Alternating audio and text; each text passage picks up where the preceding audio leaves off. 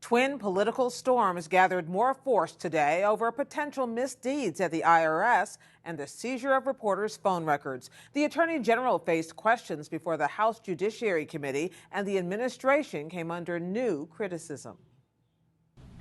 Now, my question isn't about who's going to resign. My question is, who's going to jail over this scandal? House Speaker John Boehner led the way this morning as Republicans stepped up demands for action in the scandal at the Internal Revenue Service. There are laws in place to prevent this type of abuse. Someone made a conscious decision to harass and to hold up these requests for tax-exempt status.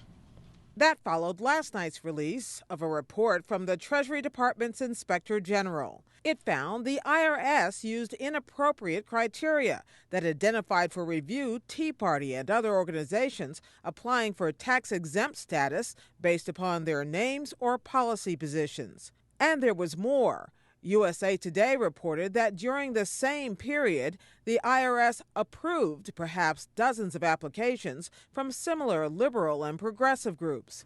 Mr. President. On the Senate floor, Republican Minority Leader Mitch McConnell pressed the White House to make sure the IRS cooperates fully with congressional investigations. These allegations are very serious. That there was an effort to bring the power of the federal government to bear on those the administration disagreed with in the middle of a heated national election. It actually could be criminal. And we're determined to get the answers. McConnell and the other 44 Republicans in the Senate signed a letter to President Obama demanding full compliance. White House Press Secretary Jay Carney said today the president is committed to getting to the bottom of what happened. He expects people to be held accountable if they engaged in inappropriate activity, inappropriate conduct.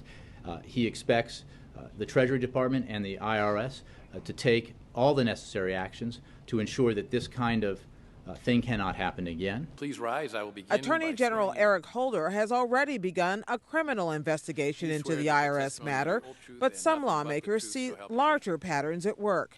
Republican Congressman Steve Chabot of Ohio. I believe there's been a pattern by this administration in not taking responsibility for failures, avoiding blame, pointing the fingers in somebody else's direction. Would you agree with that? No. I thought you might say that. I think a lot of people do, including